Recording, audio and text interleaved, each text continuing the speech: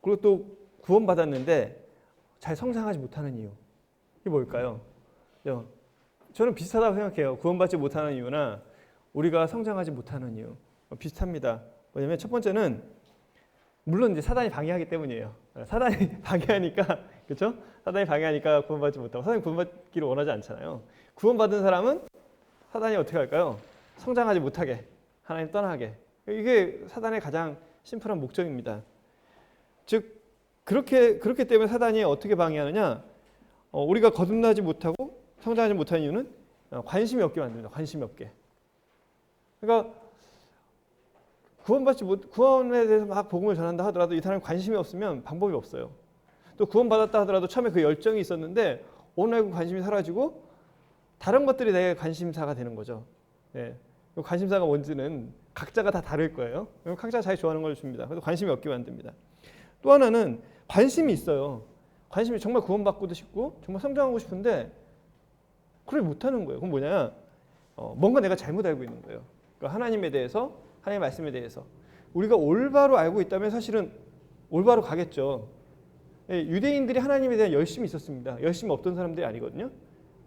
열심이 있었는데도 불구하고 그들이 그 하나님 앞에서 하나님의 의를 따르지 않았던 이유, 오히려 그들이 하나님의 의를 힘써 복종하지 않았던 이유는 그들이 하나님의 말씀을 온전히 제대로 이해하지 못하고 있었기 때문에, 그러니까 즉 잘못 알고 있었기 때문입니다.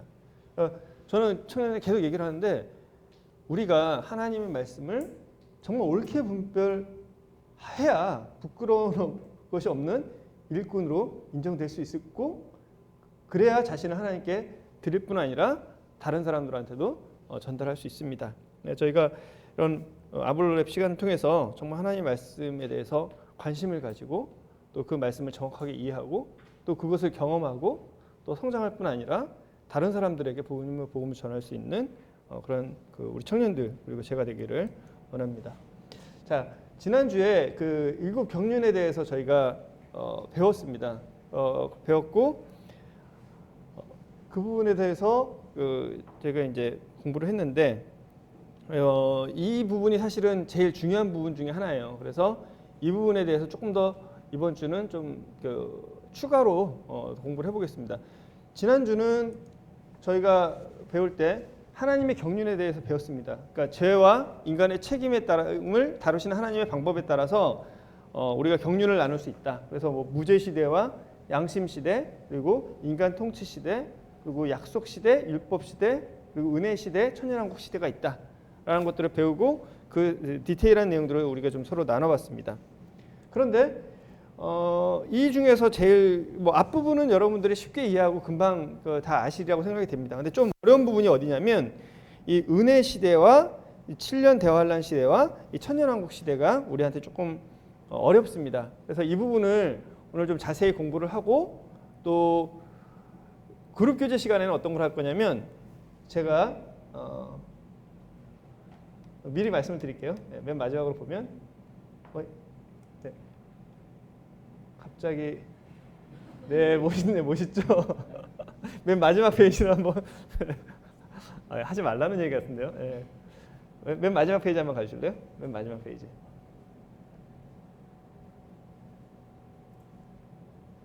수업 들으면서 제가 좀 여러분이 말씀 맨 마지막 페이지를 가주시면 맨 마지막 페이지로 가시면 됩니다. 자, 마지막 페이지 한 장만 더 올려주세요. 바로 전 페이지. 이거 더 하나만 더. 자, 여러분들이 이 그림을 그릴 수 있으면 돼요. 그러니까 오늘 그룹 교제 시간에는 여러분들이 이 그림을 그려볼 거예요. 좀 어려울 것 같죠? 자, 이 그림을 그려보면서 여러분이 교제할 거예요. 근데 이 그림을 그리는 목적이 뭘까요? 여러분 이거 다 알라고? 아닙니다. 여러분 이거 그리면서 내가 잘 모르고 있구나. 이걸만 깨달으시면 돼요. 그러니까 너무 부담 갖지 마시고. 자, 내려주세요. 더 마지막 페이지로. 그래서 그냥 그리라 그러면 너무 어렵잖아. 그래서 제가 지금 우리 청년의 공직 카톡에 이걸 올렸어요. 그러니까 이거를 다 올렸으니까 이거 보시면서 배열만 잘하셔도 돼요. 그러니까 배열 잘하시고 그리고 그거를 좀 발표하시고 그렇게 교제를 하시면 될 겁니다. 어렵지 않죠? 그래서 이거부터 보여드리고 그럼 이제 처음으로 한번 다시 가주겠어요? 처음으로 가주시고 예. 예. 하기 전에 뭘 할 건지부터 이렇게 말씀을 드려야 되니까. 자, 됐나요? 네. 그럼 이제 제가 될까요? 네. 저 잠깐 준비하는 동안 제가 기도 제목 부탁드릴게요. 원래 끝나면서 기도 제목 부탁드리려고 했는데 이제 서울대에 뭐 자연대에 이제 한 학생이 있습니다. 한 학생이 있는데 이 친구가 학교 생활에 잘 적응을 좀 잘 못해요. 그래서 학교 생활 잘 적응을 못해서 군대를 갔다가 와서도 뭐 지금 잘 적응을 못해서 이제 좀 어려워하는 친구가 있습니다. 그래서 모임에 있는 형제님 자녀긴 한데 거듭난 친구, 구원받은 친구는 아니고 오히려 어릴 때 주일학교에서 마음의 상처를 많이 받아서 교회를 나오고 싶지 않아 하는 친구입니다. 그래서 그런데 이제 그 친구가 너무 자기 본인 스스로도 힘들고 어렵다고 그래서 어려워서 좀 어쨌든 저랑 다음 주에 상담을 하기로 했어요. 그래서 상담을 하기로 했는데 사실은 상담을 아무리 잘해도 하나님께서 그 마음을 움직여주지 않으면 이렇게 의미가 없거든요. 그러니까 의미가 없다라기보다 효과가 없다라고 생각이 들어요. 그래서 다음 주에 같이 만나서 좀 교제를 하기로 했어요. 그래서 여러분들 기억나실 때 기도해 주세요. 제가 뭐 이름이나 이런 걸 말씀드리진 않고요. 그래서 어쨌든 그 친구와 좀 좋은 교제를 통해서 그 친구의 마음이 좀 풀어지고 또 하나님을 찾는 마음이 생길 수 있도록 같이 기도해 주셨으면 좋겠습니다.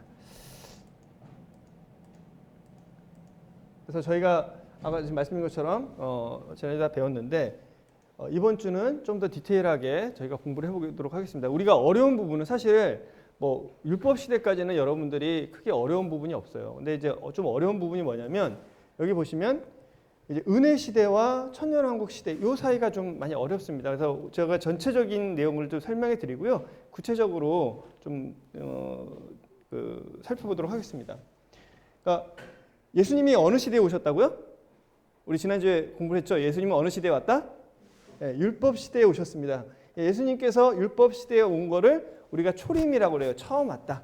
예수님이 이 세상에 몇 번 오실 건가 봐요. 처음 왔으니까 초림. 그러니까 처음으로 이 땅에 오셨다. 그리고 저 십자가는 그리고 나서 예수님께서 십자가에서 우리를 대속해서 죽어주셨어요. 그렇기 때문에 그걸 통해서 어떤 시대가 열렸나요? 은혜 시대가 열리게 된 겁니다.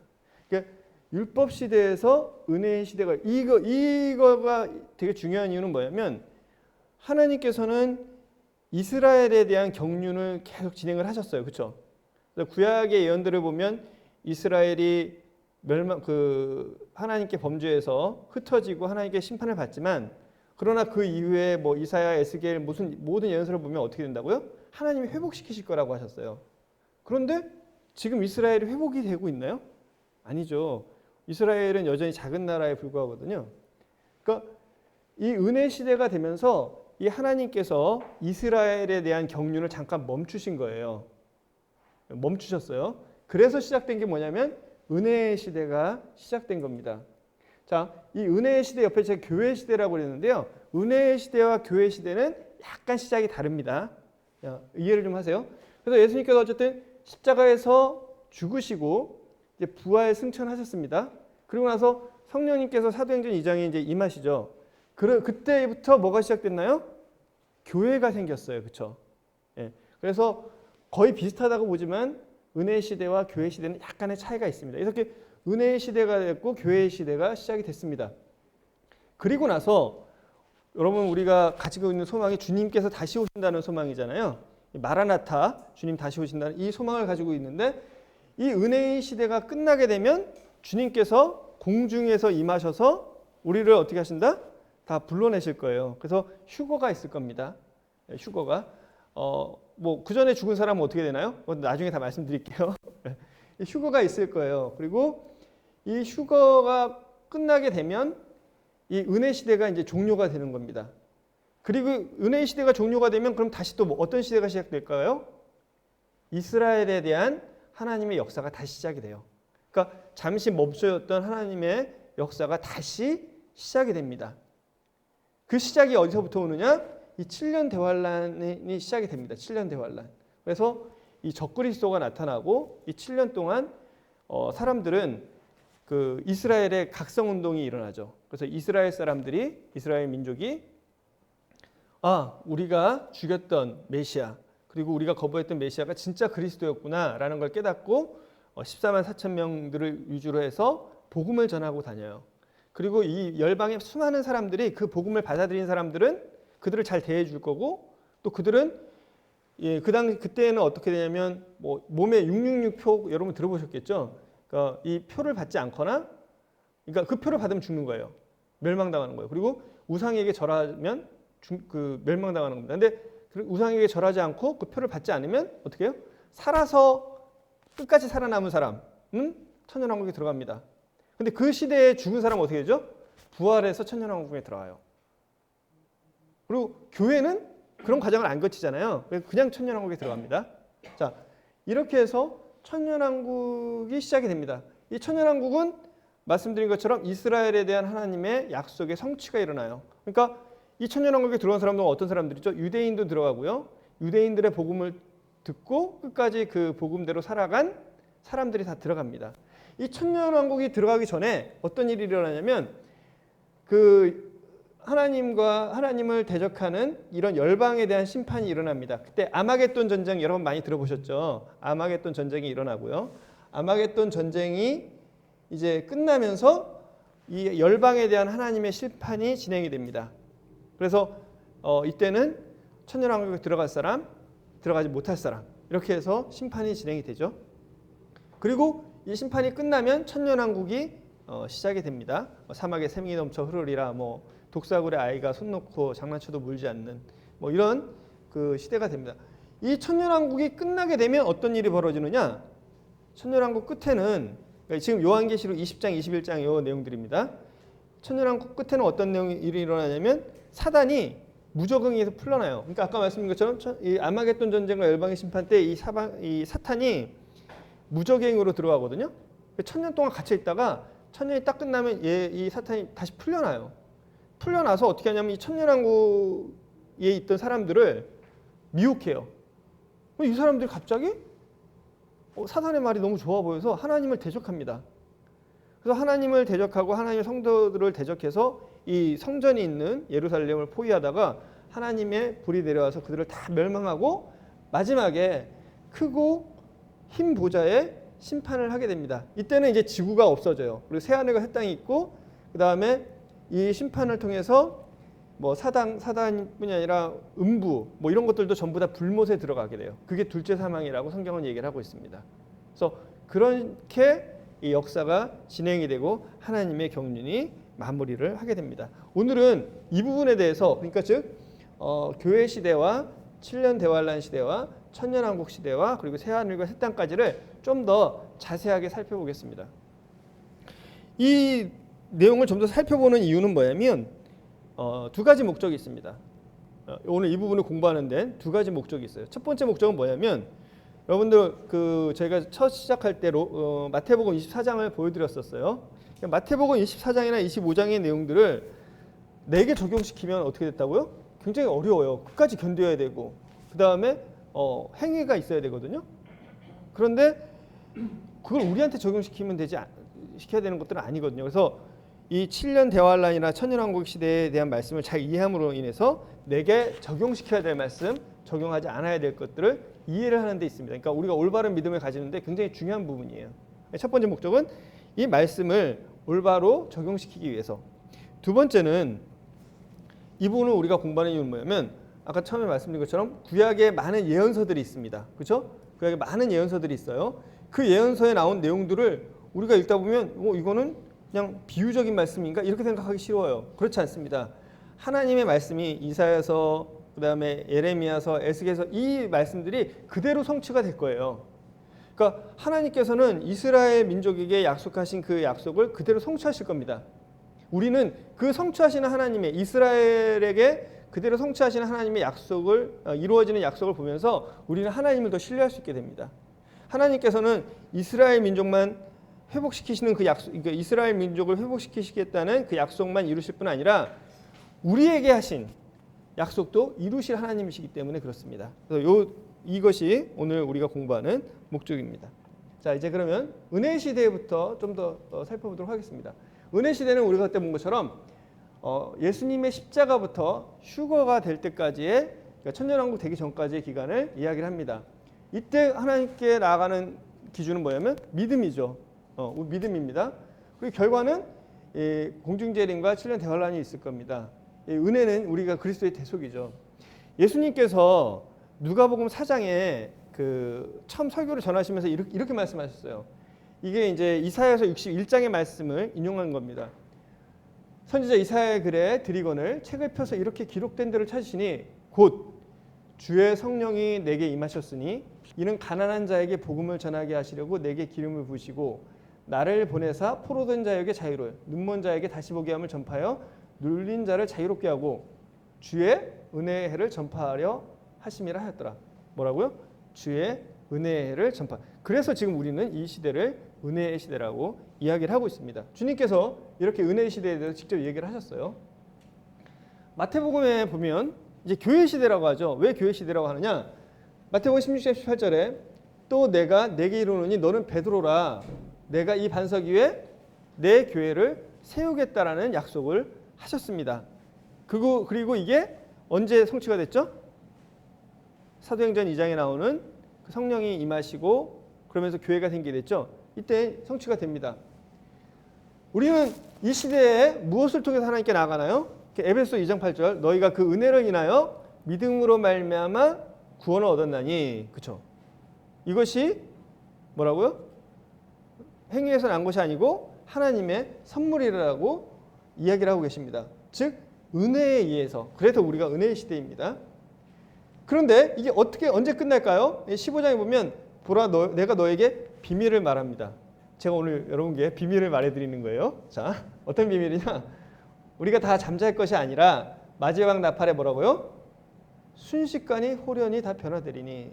여러분, 우리가 가진 소망입니다. 이게 진짜 주님이 언제 오실지 잘 모르겠어요. 근데 제가 요즘 보면 정말 주님 가까이 오신 것 같아요. 그러니까 우리의 소망은 뭐냐? 아파트 40평. 네, 맞습니다. 아파트 40평 좋습니다. 그죠? 네, 저는 BMW 차도 타고 싶어요. 네, 그게 저희 소망이기도 합니다. 저는 뭐 G80도 뭐 좋은 차도 사고 싶고, 네, 뭐 옷도 좀 좋은 거 명품 입고 싶습니다. 네, 우리 아들도 명품 옷을 사달라고 말은 못하고.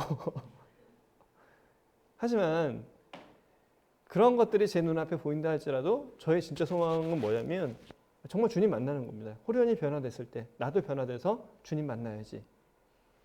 그러니까 우리의 소망이 여기고, 그리고 교회의 마지막은, 은혜 시대의 마지막은 우리가 변화돼서 주님 만나는 것일 겁니다. 더 깊은 얘기는 또 나중에 하고요. 자, 이제 이렇게 끝나고 7년 대환란 시대가 될 겁니다. 7년 대환란 시대는 기간은 이제 휴거 후에 7년이겠죠. 여러분 뭐 공부를 깊이 해보시는 분은 알겠지만 제가 여러분들한테 이거 공부를 뭐 열심히 해서 깊이 다 하십시오라고 얘기하지 않겠습니다. 무리한 부탁이라는 걸 알고 있기 때문에 여러분은 기본만 아시면 돼요. 기본만. 뭐 깊이 하실 분들은 따로 공부를 하시면 되고, 근데 기본이라도 정확하게 알고 계시는 것이 필요합니다. 처음에 3년 반은 평화롭게 그 적그리스도가 나타날 겁니다. 그리고 나머지 3년 반은 극심한 박해 시대가 될 겁니다. 이때는 어떻게 해서 거듭나느냐? 이때는 우리의 행위로 인해서 구원받습니다. 누구를 대상으로 하냐면 이스라엘과 열방입니다. 이 시대는 적그리스도가 통치하는 시대입니다. 그러니까 이 7년 대환란 시대는 뭐냐면 적그리스도가 하나님을 극심하게 대적하는 시기거든요. 근데 이때 어떤 일이 일어나냐면 우리가 다 휴거가 되잖아요. 그렇죠? 근데 이스라엘 민족이 이때 회개를 해요. 어떻게 회개하냐?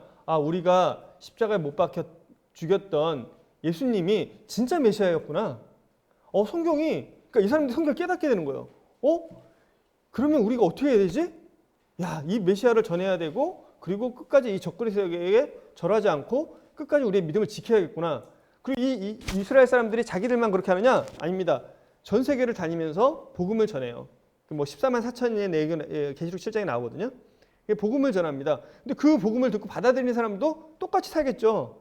그러니까 이 시대는 그 말씀을 받아들여서, 그것도 믿음이죠. 결국은 믿음에서 시작하는 거예요. 그 말씀이 진짜라고 믿으니까 어떻게 해요? 그 말씀대로 표를 받지 않거나 그리고 내가 절하지 않다고 목배임을 당하게 죽거나 이런 일들을 하게 됩니다. 그것들을 통과를 한 사람이 이제 7년이 끝나게 되면 아마겟돈 전쟁이 일어나게 됩니다. 그러니까 이 이후에 하나님이 심판하실 때 이때 목배임을 당해 죽거나 끝까지 그 말씀들을 지킨 사람들은 어떻게 된다? 천년왕국에 들어가게 됩니다. 그런데 아까 지금 말씀드린 것처럼 왜 하나님께서 이 시간들을 누구에게 이런 시간들을 주셨냐면 로마서 11장 25절에 이렇게 나와 있습니다. 형제들아 너희가 스스로 지혜 있다면서 이 신비를 너희가 모르기를 내가 원치 않으니. 여러분도 이제 신비를 아시게 되는 겁니다. 미스터리. 이 신비는 이방인의 충만한 수가 들어오기까지 뭐라고요? 이스라엘의 더러는 우둔하게 된 것이라. 그리하여 온 이스라엘을 구원을 받으리라. 그러니까 이 은혜의 시대에 지금 이스라엘이 멈춰진 이유는 뭐냐면 구원받을 사람들이, 은혜로 구원받을 사람이 다 찰 때까지 하나님이 어떻게 한다? 잠깐 기다려주는 거예요. 그래서 이 교회에 하나님이 생각하시는 충만한 숫자의 사람들이 다 차게 되면 어떻게 될 거라고요? 그러면 이스라엘이 그때 회복이 된다는 말씀을 이 바울은 로마서 11장에 하고 계세요. 또 데살로니가 후서 2장 7절에서 11절 보면 불법의 비밀이 이미 활동하였으니 지금 막는 자가 있어서 그 중에서 옮길 때까지 하리라. 즉 지금도 하나님께서 이 인류를 멸망시키고 싶으실 거예요. 여러분 그 신문이나 뉴스 같은 걸 보세요. 그리고 여러분 주변의 사람들의 가진 생각들을 보세요. 지금이라도 멸망시키고 싶으실 겁니다. 그런데 하나님이 참는 이유는 뭐죠? 진짜 마지막 때가 점점 가까워오고 있어요. 정말 사람들이 마음이 악합니다. 근데 뭐라고요? 하나님께서 막고 계신 거예요. 한 명이라도 더 구원받기를.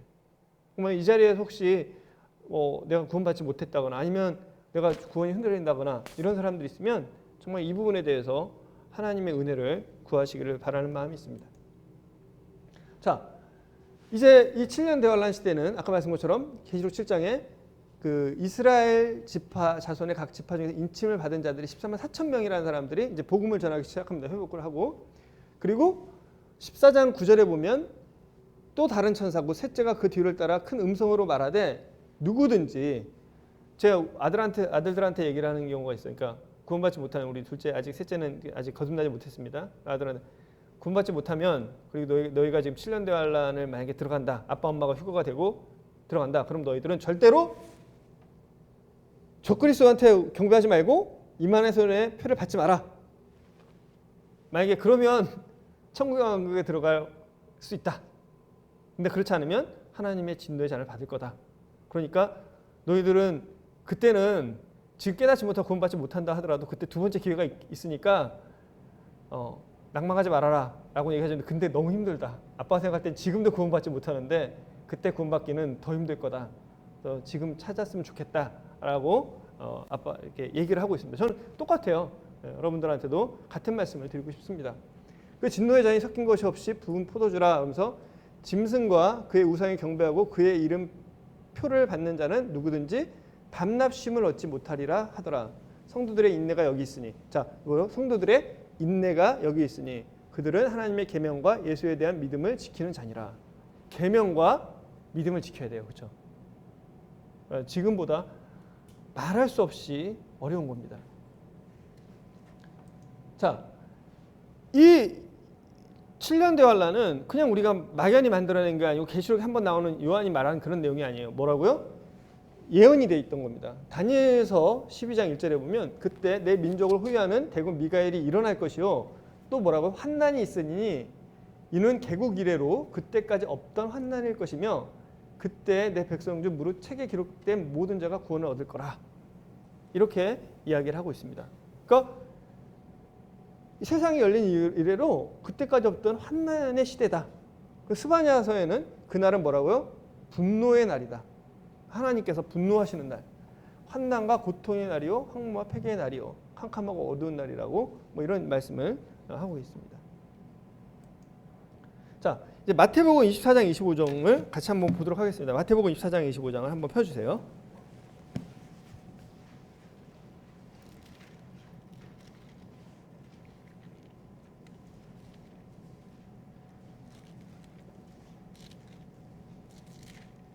마태복음 보시면 지금 그 3절에 예수께서 감람 다 찾으셨죠?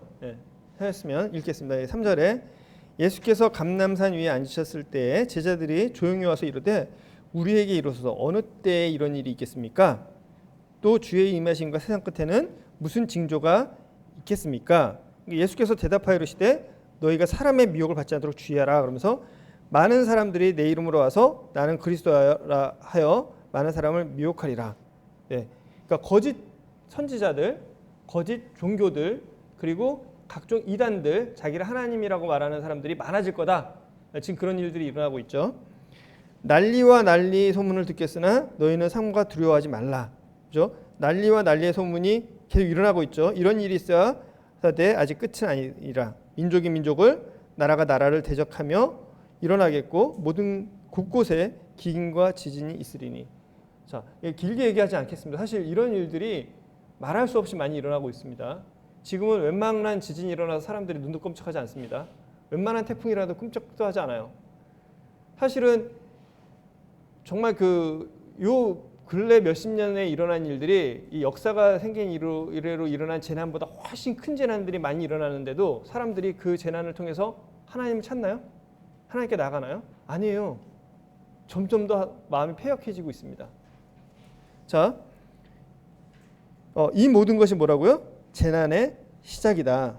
그때 사람들이 너희를 환난에 넘겨주겠으며 너희를 죽이리니 너희가 내 이름 때문에 모든 민족에게 미움을 받으리라. 자, 이 말씀이 나에게 적용된다라고 하면 어떻겠습니까? 예, 지금 저희는 이런 상황에 처해 있나요? 아니거든요. 그때 많은 사람들이 실족하게 되며 서로 잡아주고 서로 미워하겠으며 거짓 선지자가 많이 일어나 많은 사람들을 미혹하겠으며 불법이 성함으로 많은 사람이 식어지리라. 그러나 끝까지 견디는 자는 구원을 얻으리라. 자, 이 말씀은 이게 어디에 해당되는 말씀인지 아시겠죠? 이게 우리한테 적용시켜야 될 말씀은 아니라는 겁니다. 근데 사실은 우리가 여기서 교훈으로 받을 건 굉장히 많죠. 여러분 벌써 실족하시는 분들 많죠. 그리고 여러분 사랑이 식고 하나님 앞에 나가는 마음들이 없어집니다. 15절에 그러므로 너희가 선지자 다니엘이 말한 바 멸망에 가증한 것이 거룩한 곳 선 것을 발거든. 그러니까 이 적그리스도에 대한 그런 것들이 이 거룩한 곳, 그러니까 예루살렘 성전에 선 것을 보거든 읽는 자는 깨달을진저 그때는 유대에 있는 자들은 산으로 도망할지어다. 그래서 19절에 그날에는 아이 벤 자들과 젖먹이는 자들에게 화가 있으리로다. 너희가 도망하는 일이 겨울이나 안식일이 되지 않도록 기도하라. 이는 그때에 큰 환난이 있겠습니다. 창세로부터 지금까지 이런 환난이 없었고 후에도 없으리라. 지금 아까 다니엘서에서 우리가 본 내용과 그대로 맞죠? 예. 그날들을 감하지 않으면 모든 육체가 구원을 얻지 못할 것이니 그러나 택하신 자들을 위하여 그날들을 감하시리라. 지금 이러한 일들이 임할 거라고 얘기를 하고 있습니다. 29절에 그날 환난 후에 즉시 해가 어두워지며 달이 빛을 내지 아니하며 별들이 하늘에서 떨어지며 하늘의 권능이 흔들리리라. 그때의 인자의 징조가 하늘에서 보이겠고 그때의 땅의 모든 족속들이 통곡하며 지금 30절입니다. 그들이 인자가 구름을 타고 능력과 큰 영광으로 오는 것을 보리라. 예, 주님께서 구름을 타고 능력과 큰 영광으로 재림하신다는 걸 말씀해 주고 계십니다. 그가 큰 나팔 소리와 함께 천사들을 보내리니 그들이 그의 택하신 자들을 하늘 이 끝에서 저 끝까지 사방에서 모으겠다라고 말씀을 하십니다. 근데 36절에 뭐라고요? 그날과 그때는 아무도 모른다. 37절에 보면 노아의 때와 같이 인자의 임함도 그러하겠다.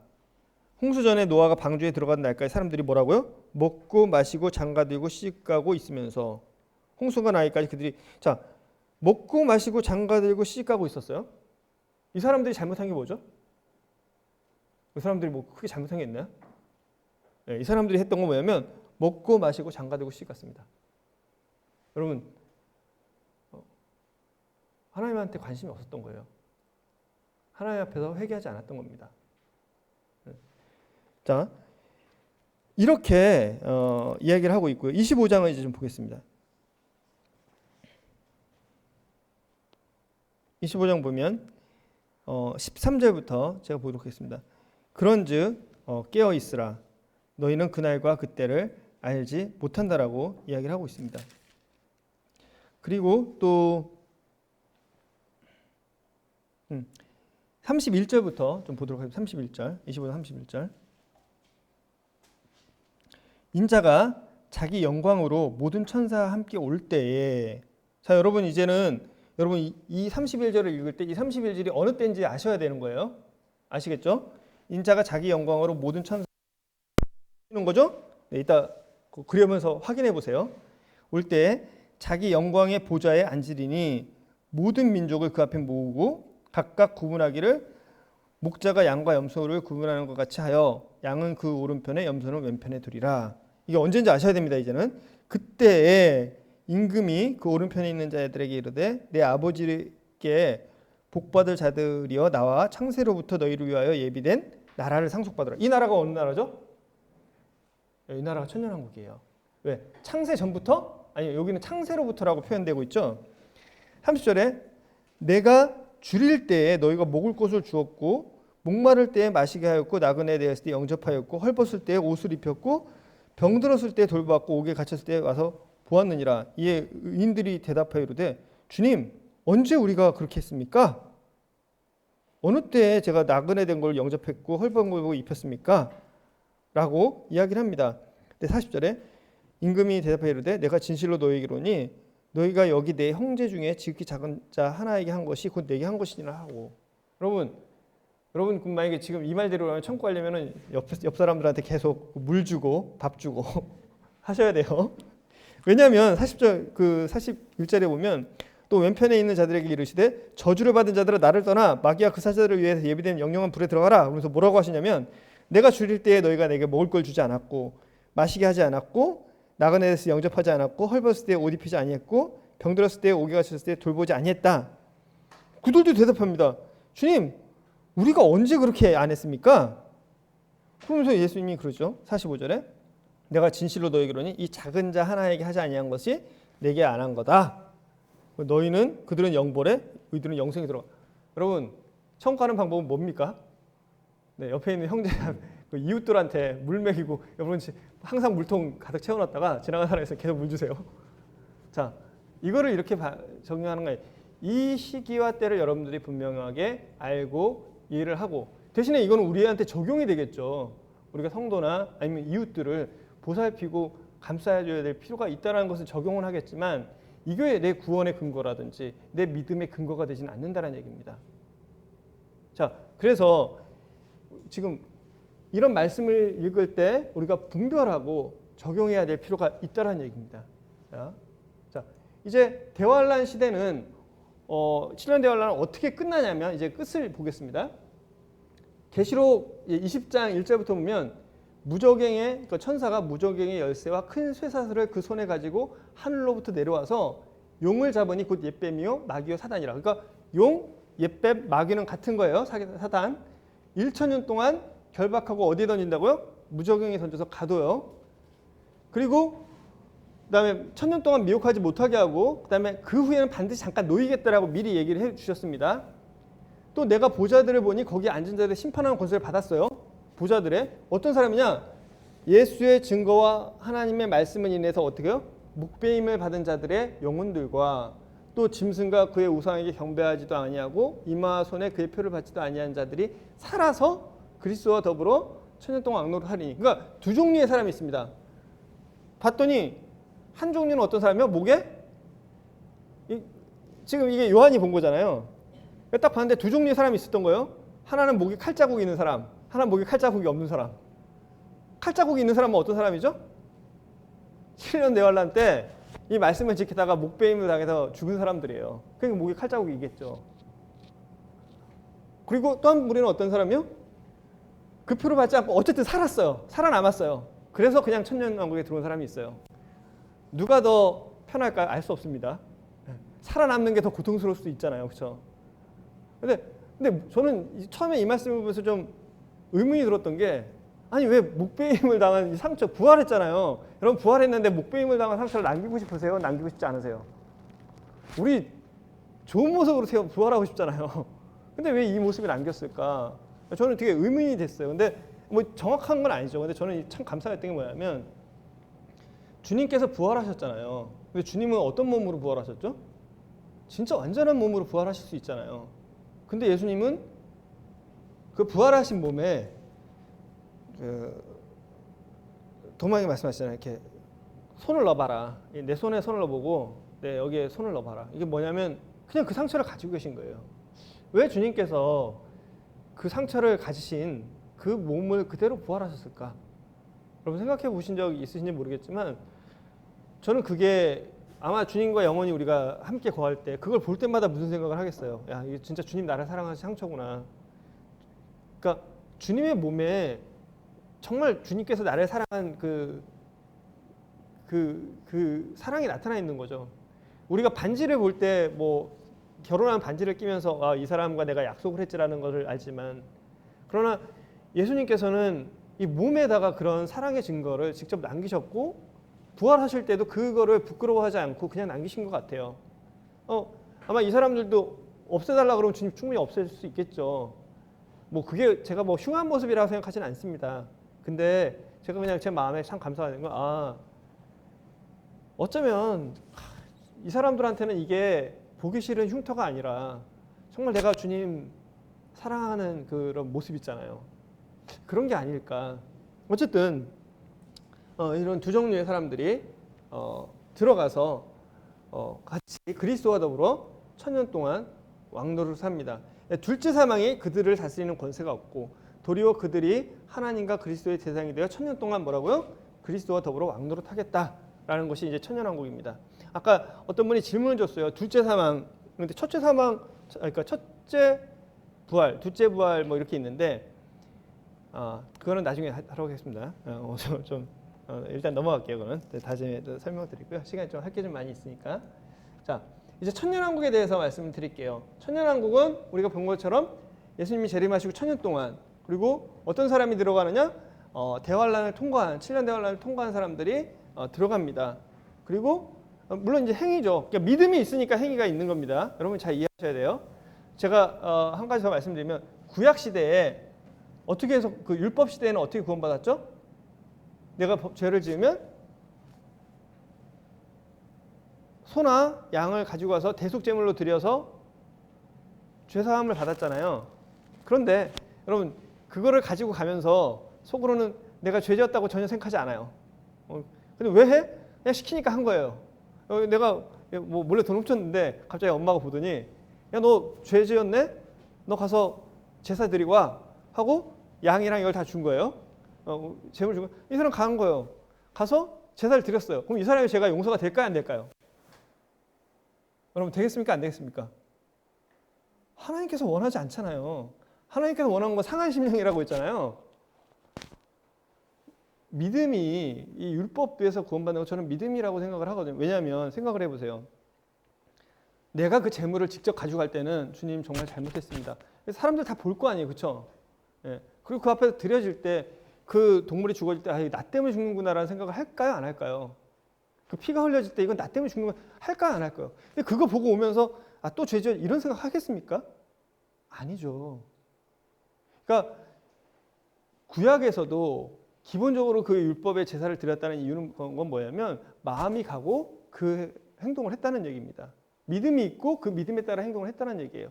근데 하나님이 그 제사를 싫어했다는 이유는 뭐냐면 마음은 그렇지 않은데 형식만 지킨 거예요. 마찬가지로 이때 7년 대환란을 통과한 이 사람들도 단순히 그냥 내가 천국 가기 때문에 목배임을 당했을까요? 그렇지 않다는 거죠. 그 말씀에 대한 믿음이 있고 하나님에 대한 믿음이 있기 때문에 그것이 이 행위로 나타났다는 겁니다. 그래서 이스라엘에 대한 약속이 성취되고 그 다음에 성전의 제사와 성전과 제사가 회복이 될 겁니다. 근데 이거 여러분 에스겔에서 볼 때 막 제일 힘든 게 뭐냐면 에스겔 성전 나오는 거거든요. 구약 보신 분들은 되게 어려울 거예요. 막 넘어가고 싶어. 근데 이 에스겔에 대한 성전이 이 천년 왕국에서 이루어질 아마 성전의 모습이라고 생각하고 있습니다. 천년이 끝나서 이제 사단이 풀려납니다. 그리고 백성들을 미혹해서 다시 이들이 하나님과 성도들을 향해서 전쟁을 일으킵니다. 그때 하나님이 백보자의 심판을 하시고 이후에 새하늘과 새 땅이 일어나게 되는 것이 천년왕국 시대입니다. 이 천년왕국 시대는 예언이 돼 있어요. 그러니까 기록된 바 이후에 내가 돌아와서 다윗의 무너진 장막을 다시 지으며 그 퇴락한 것을 다시 지어 일으키겠다라는 것을 말씀하시고 그리고 남은 사람들과 내 이름으로 일컬을 받은 모든 이방인들로 주를 찾게 하겠다라는 그런 말씀이 사도행전에 기록되어 있습니다. 그러니까 이사야에서 이 말씀이 있어요. 말일에 마지막 날에 여호와의 전에 산이 모든 산 꼭대기에 굳게 설 것이요. 그러니까 예루살렘 그러니까 예루살렘에 하나님의 성전이 다시 세워질 겁니다. 그리고 만방이, 그러니까 모든 민족들이 그리로 모여들 겁니다. 실제로 이스라엘로 제사를 드리러 올 거예요. 그리고 그가 열방 사이에서 판단하시며 많은 백성을 판결하시리니 무리가 그 칼을 쳐서 보습을 만들고 그 칼을 쳐서 낫을 만들 것이며 이 나라와 저 나라가 다시 칼을 들고 전쟁하지 않겠다. 이게 예언이 돼 있어요. 그러니까 실제로 예수님께서 천년왕국에 임하셔서 이렇게 하셔야 되는 거예요. 열방을 판단하시고 판결하시고 그 다음에 그렇기 때문에 정의로운 판단 때문에 전쟁이 일어나지 않는 겁니다. 이사야서 11장에 보시면 이때는 어떤 때냐면 이리가 어린 양과 함께 거하며 여러분 진짜 이런 날이 올 거예요. 예. 여러분 지금은 우리가 에버랜드 가서 호랑이 우리를 던진다고 해보세요. 말도 안 되죠. 근데 이때는 어떻게 하다고요? 동물원에 가도 울타리가 없을 겁니다. 예. 동물원에 가도 뭐 사자 울타리가 없을 거예요. 호랑이 있는 곳에도 울타리가 없어요. 사파리 할 때 지금처럼 뭐 철망 쳐진 차 안 타고 갈 거예요. 그냥 걸어갈 겁니다. 왜? 이리가 어린 양과 오고 표범이 어린 염소와 함께 누우며 송아지가 어린 사자와 살찐 짐승이 함께 있어 어린아이에게 끌리며 암소와 곰이 함께 먹으며 그것들의 새끼가 함께 엎드러지며 사자가 뭐라고요? 그때는 육식동물이 있다 없다? 원래 하나님께서 세상을 창조하실 때 육식동물이 있었나요? 없었나요? 없었어요. 네. 육식동물은 없었습니다. 이게 인간이 범죄하고 나서 그때부터 이게 육식동물이 생긴 거지 원래 없었어요. 그 시대가 그대로 이루어진다는 거예요. 그래서 새끼 함께 사자가 소처럼 뭐라고요? 풀을 먹을 겁니다. 젖먹이는 아이가 독사의 구멍에서 장난한다는 거예요. 젖된 아이가 독사의 굴에 손을 이런 날이 문자 그대로 우리가 성취될 거라는 걸 믿습니다. 우리가 믿는 건 제가 그랬잖아요. 우리는 성경을 있는 그대로 믿는 것이다라는 말씀을 제가 드렸었죠. 나의 거룩한 삶 모든 곳에서 해됨도 없고 상함도 없을 것이니 이는 물이 바다를 덮은 것 같이 여호와를 아는 지식이 세상에 충만할 거다. 언제 이런 시대가 오겠어요? 앞으로 우리가 복음 열심히 전하면 이런 시대가 올까요? 아니에요. 정말 그 복음이 전해지는 이런 시대 안 옵니다. 절대 안 와요. 언제 오냐고요? 그럼 하나님 말씀 거짓말인가요? 와요. 천년왕국 시대에 이렇게 물이 바다를 덮은 것 같이 여호와를 아는 지식이 세상에 충만할 거예요. 여러분 그 전에 우리는 이 복을 받은 사람이에요. 그 전에 우리는 이미 여호와를 아는 지식이 우리한테 충만할 수 있어요. 여러분 천년왕국 가지 않아도 우리는 지금 하나님의 이 복음이 이 아는 지식이 충만할 수 있습니다. 여러분 그것을 우리가 간구해야 돼요. 여러분 정말 우리가 구해야 될 게 뭐죠? 하나님을 아는 지식이 내 안에 충만해지는 거. 그리고 그 하나님을 아는 지식 때문에 내 삶이 하나님을 향해서 그리고 그 거룩을 향해서 그리고 복음을 향해서 가는 게 우리가 봐야 될 그리고 우리가 진짜 소망해야 될 겁니다. 뭐 아파트 차 그거를 바라지 말라는 얘기가 아니에요. 근데 우리가 제일 먼저 바라야 될 게 뭐냐라는 거죠. 이는 첫째 부활이라. 첫째 부활에 참여하는 자들은 복이 있고 거룩하도다. 둘째 사망이 그들을 다스리는 권세가 없고. 그러니까 우리는 이 생명의 부활, 의의 부활, 이 첫 번째 부활에 참여하는 겁니다. 부활에는 순서가 있어요. 그거는 우리가 다음 시간에 배울 거예요. 근데 이거를 전부 다 첫 번째로 치는 거예요. 왜? 이 첫 번째 부활이라는 건 뭐냐면 생명과 의의 부활이기 때문에 그렇습니다. 그래서 둘째 사망이 우리를 다스리는 권세가 없습니다. 그리고 그들이 하나님과 그리스도 제사장이 되어 1000년 동안 뭐라고요?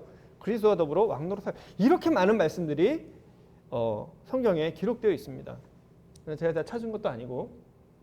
근데 이 천년왕국은 막 끝날 거예요. 언제 끝나냐? 20장 7절 10절 보면 1000년이 참에 사단이 그 옥에서 놓여 나와서 땅의 사방 백성 곡과 마곡을 미혹하고 모아 싸움을 붙일 것이다.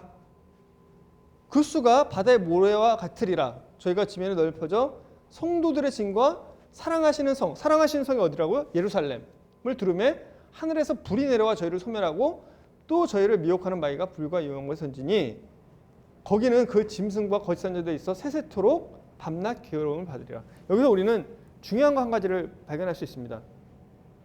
1000년 동안 하나님과 동행했어요. 그렇죠?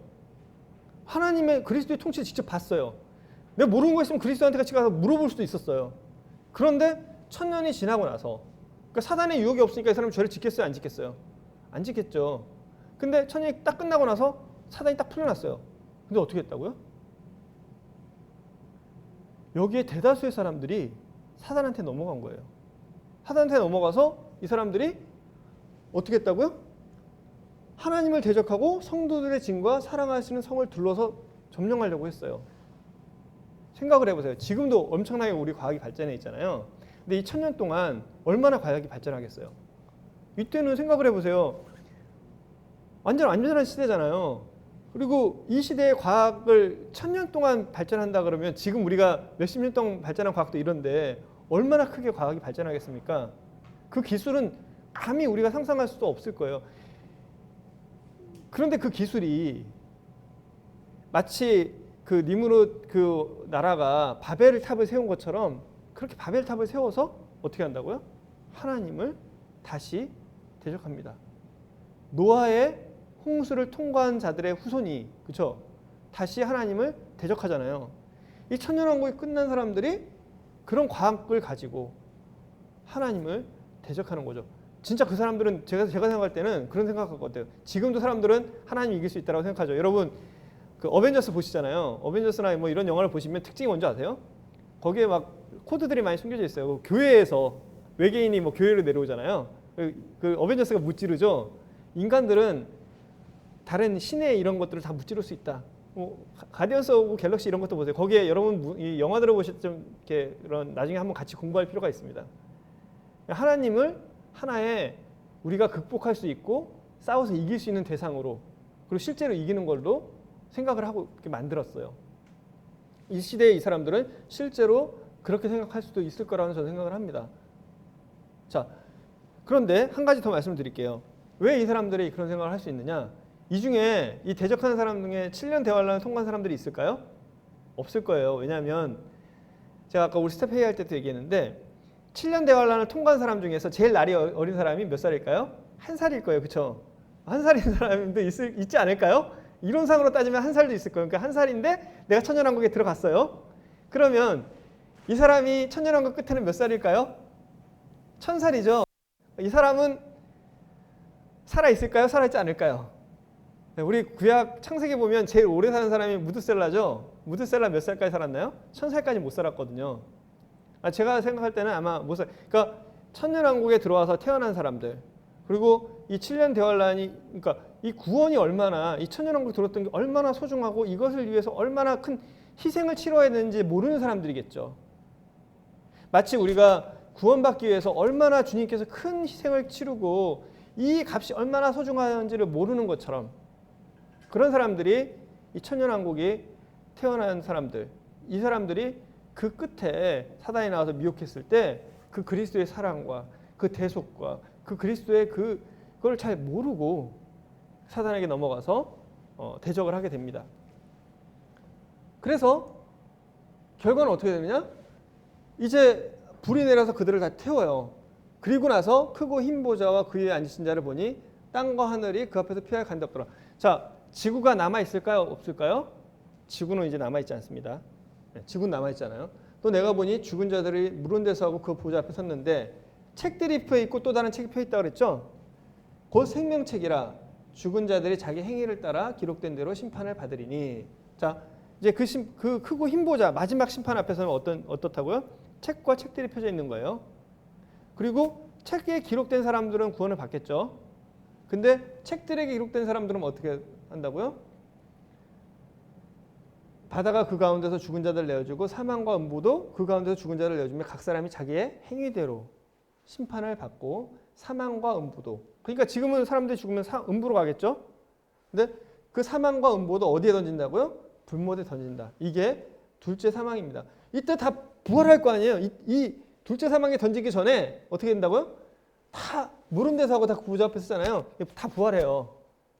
이게 둘째 부활입니다. 예.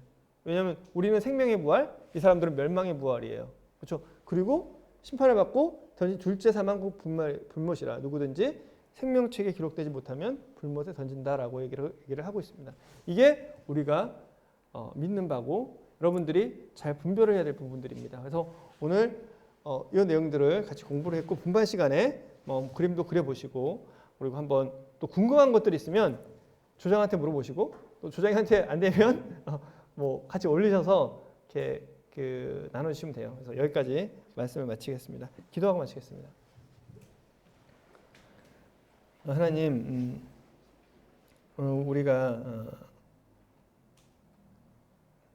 은혜의 시대와 또 7년 대환란 그리고 천년 왕국에 대해서 함께 공부를 했습니다. 주님, 하나님에 대한 올바른 지식을 우리에게 주시기 원합니다. 하나님에 대한 올바른 지식이 없기에 저희가 하나님에 대한 관심을 갖지 않고 또 하나님을 경히 여기며 또 우리가 하나님 앞에 온전히 나오지 못하는 것을 보게 됩니다. 주님, 정말 이 자리에 있는 우리 청년들에게 하나님에 대한 올바른 지식을 또 올바른 경험을 갖게 하셔서 하나님을 사랑하게 해주시고 또 그 은혜에 감격하게 해주시고 또 그 은혜로 인해서 하나님 앞에 내 삶을 드릴 수 있도록 은혜를 베풀어 주기 원합니다.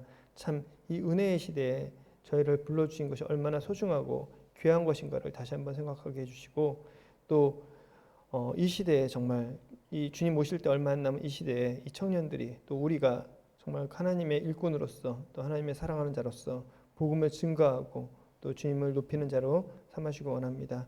이 시간 함께해 주신 것을 감사드리며 예수님의 이름으로 기도드렸습니다.